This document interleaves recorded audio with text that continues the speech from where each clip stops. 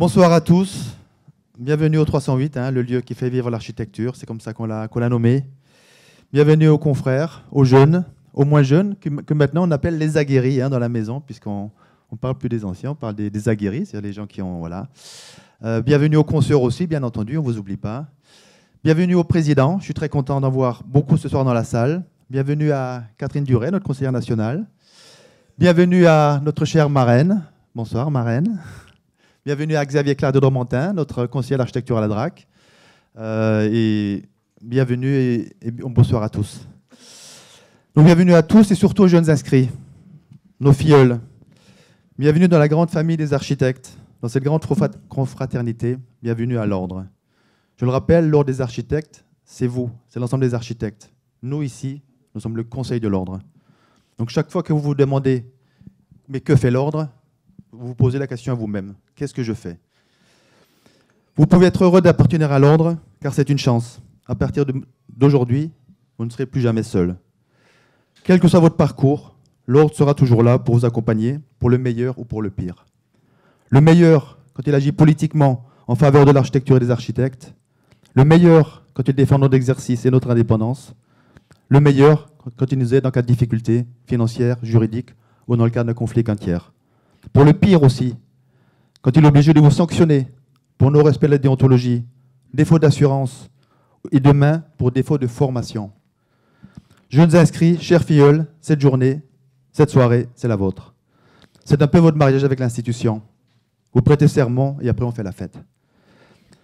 Cette journée a commencé tôt dans la journée, donc avec l'atelier animé par la MAF sur responsabilité. Donc déjà, vous avez pris conscience effectivement de la complexité de votre métier. On remercie la MAF, notamment Emmanuel Chauvin, mais qui a dû partir, on le regrette. J'espère que ça vous a été utile. Et merci à la MAF aussi d'être constamment présent avec nous. Et je le rappelle donc, Claude Bouet, son ancien président pendant 20 ans, voilà. Qui a donc contribué effectivement à cette assurance, cette compagnie bénévole, et qui est la nôtre. Ne l'oubliez jamais, ce n'est pas une compagnie lambda, c'est la mutuelle des architectes. J'espère aussi que vous avez apprécié votre visite au sein du 308 pour faire la connaissance du lieu, de nos modules, la maison de l'architecture, le centre de formation IACP et de nos charmantes permanentes. Il est de tradition au 308 de bisuter les filleuls.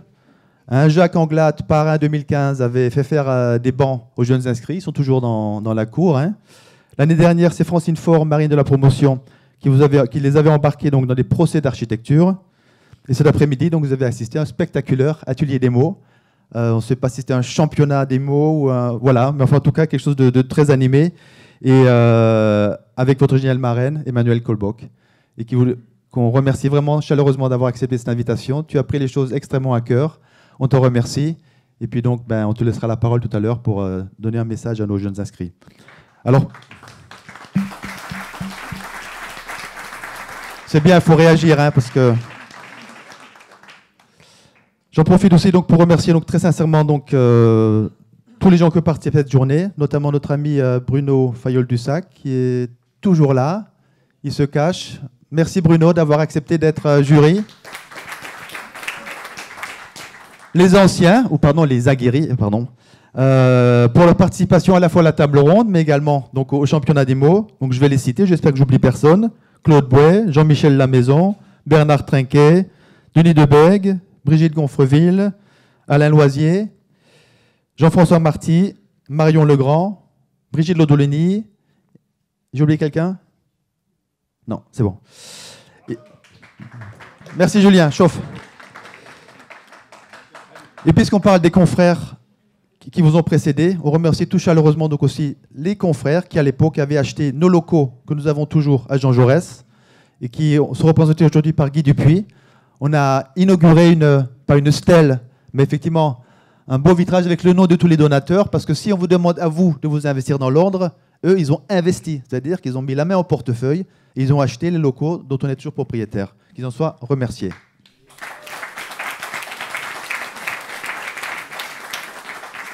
Bien entendu, on remercie, comme chaque année, parce que c'est un fidèle et on lui en est vraiment extrêmement reconnaissant, c'est Mathieu Pérez, de la société Grand Voile, donc qui nous a fait la belle bâche avec, je ne sais pas s'il est là.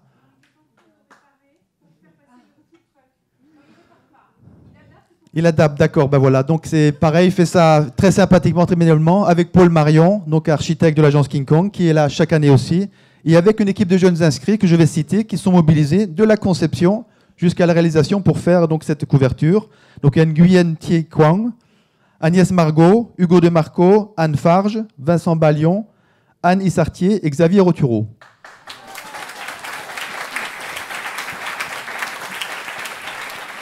On a des jeunes, des moins jeunes et des tout jeunes, puisque c'est le BDE de l'école d'architecture qui assure donc ensuite le bar tout à l'heure. On les remercie aussi.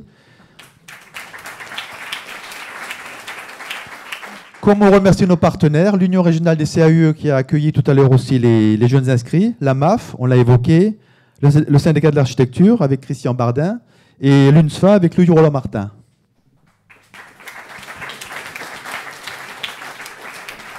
On remercie également tout le groupe de travail qui organise cette Archipride. Donc je cite Pierre Bertin du centre de formation, Annick Ayrabédian d'ACP, Julien Grave et Vincent Arnay et Andrea qui ont tout à l'heure donc assuré ce championnat avec beaucoup d'énergie. C'était vraiment très sympa. Bravo, ça a mis une vraie ambiance.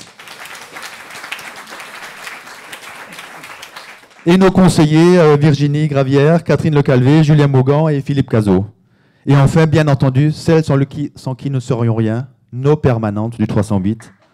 Véronique Bachois pour l'ACP, Corinne Léger et Claire Vassot pour le centre de formation, la Maison de l'Architecture avec Adrien Maillard et Océane Anadon, et pour l'ordre, Julie Dupuis, Manuel Lacave, Sophie Moline et Laurent Servat. Bravo et merci. Et merci pour vos applaudissements. Elles le méritent et ils le méritent tous. Donc je reviens vers vous, jeunes inscrits. Vous avez la chance d'être une promotion historique. Vous êtes la dernière promotion de la région Aquitaine. Et j'en suis donc le dernier président. Cette Archipride, la dernière au format Aquitaine, est également ma dernière Archipride, en tant que président du Conseil de l'Ordre des architectes. C'est donc avec une émotion non feinte que je m'adresse à vous aujourd'hui, peut-être pour la dernière fois. L'heure du bilan n'est pas venue encore. Mon mandat est celui de mon conseil qui a été prolongé d'1 an. Je ne sais pas si c'est bien ou pas, mais enfin, il a été prolongé. Court toujours et se terminera donc au 3e trimestre de cette année. Cette expérience en tant que conseiller d'abord et en tant que président m'a profondément changé. Je ne suis plus le même homme, je ne suis plus le même architecte. C'est l'engagement à votre service qui m'a transformé. Et c'est sincère. Vous m'avez enrichi, pas l'agence, personnellement. C'est mon passage au Conseil de l'Ordre qui m'a fait prendre pleinement conscience que les architectes font partie d'une vraie famille.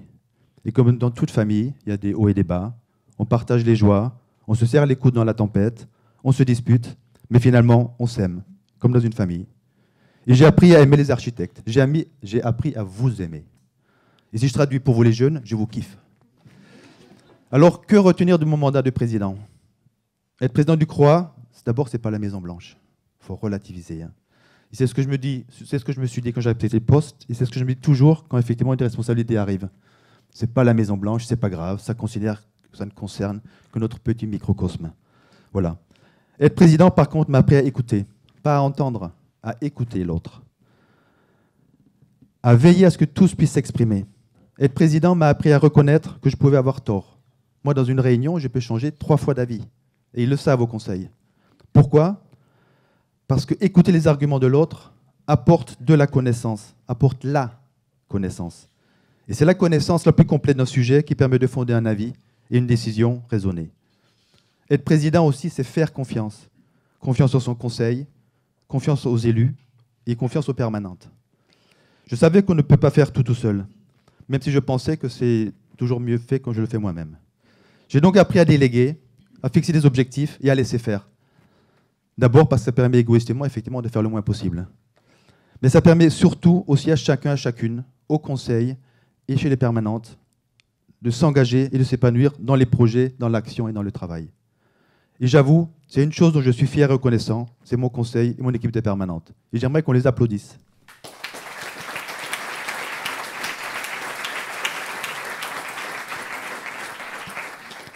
Alors, quel est le fil rouge de notre action ? Quelle est la ligne politique à suivre? Pour moi, chaque engagement dans une action, chaque prise de parole, chaque avis a toujours été dicté par la réponse à la question suivante. Est-ce que c'est bon pour l'architecture? Est-ce que c'est bon pour les architectes? Si oui, on y va, on trouvera le budget. Si oui, tant pis si ça froisse quelqu'un. Si oui, tant pis si on s'expose. On espère que la différence entre le représentant de l'institution et le professionnel sera faite. C'est le prix de l'engagement. Être président, c'est parler au nom de tous les architectes, et non à son nom propre. C'est aussi tout simplement avoir la légitimité de parler, et donc de faire passer les bons messages. Vous l'avez compris, j'ai dit que j'étais le dernier président du Conseil d'Aquitaine, mais je ne serai pas le premier président de la Nouvelle-Aquitaine. Je ne repars pas pour un nouveau mandat, je laisse la place au suivant, il faut qu'il y ait du changement. Mais alors, comment devient-on président? Il y a deux manières. Soit on veut l'être, mais en général tout le monde n'est pas d'accord et là il faut se bagarrer. Soit on ne veut pas l'être et là tout le monde est d'accord pour que vous y alliez. Voilà, c'est ce qui m'est arrivé. Donc il n'y avait aucune gloire à avoir été élu à l'unanimité. Vous aurez donc un nouveau président ou une nouvelle présidente. À celui-là ou à celle-là, je voudrais dire plusieurs choses qui complètent ce que j'ai dit précédemment. La première, sois toi-même. Quand j'ai été élu, j'avais dit que succéder à mon ami Michel Moga, c'était comme succéder à Jack Lang, ministère de la Culture. Alors Jack Lang, vous ne savez plus qui c'est, mais enfin bon, c'était un ministre dans les années 80, enfin bon, voilà. Alors j'ai bien voulu le copier, c'était pas possible. Michel Moga est unique, on ne le copie pas, on l'aime et on l'admire. Je me suis donc contenté d'être moi-même. Ça m'a permis d'évoluer avec aisance, toujours en face avec moi-même, voilà, sans compromis, sans me raconter d'histoire. Deuxième chose que je voudrais dire à mon successeur, ou à ma successeur, il n'y a pas de féminin pour successeur. Hein. Non, successeuse, non. Je ne suis pas sûr. Enfin, j'ai vérifié avant, il n'y a pas de féminin pour successeur. Voilà. Donc surtout si elle ou lui ne se sent pas prêt ou capable, vas-y. Enfile le costume, le statut viendra. Et ça viendra naturellement. Et troisième chose importante, tu n'es pas seul. Tu as d'abord ton conseil, tu as ton staff, et tu as demain 2500 architectes derrière toi. Donc pas de raison de ne pas y aller. Vous le savez, 2017 sera une grande année de changement. Dans 2 mois, d'abord, la physionomie politique du pays aura changé, et on espère pour le meilleur. Pour les architectes de la Nouvelle-Aquitaine aussi, 2017 sera historique avec notre mariage avec Poitou-Charentes-Limousin. Les préparatifs ont été longs et ont occupé une très grande partie de notre mandat. Mais pour le meilleur, puisque nous sommes d'accord sur tout avec nos voisins. Le montant de la dot, le traiteur, le menu, donc tout ça, tout est réglé. Je suis particulièrement fier que nous ayons réussi, avec nos 3 conseils, à bâtir un projet politique commun et l'armature du fonctionnement de notre institution à l'échelle de la grande région. Et on compte sur vous pour la faire vivre. Donc investissez-vous dans votre profession, investissez-vous aux côtés de l'ordre, investissez-vous aux côtés de vos maisons d'architecture, aux côtés des centres de formation. Fédérez-vous, soyez solidaires. Ou, comme les anciens à l'époque, investissez, donnez-nous des chèques et on saura quoi en faire. Enfin, pour conclure, en vous rappelant à vous les jeunes, je vais vous rappeler ce que j'ai déjà dit en d'autres temps, l'architecture est essentielle. C'est même une fragilité essentielle. C'est pour ça qu'on l'aime avec passion.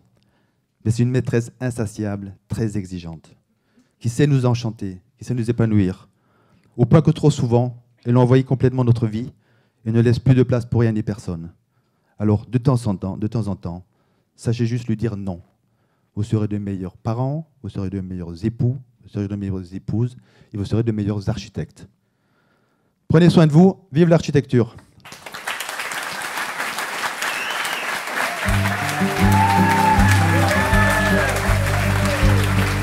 Merci.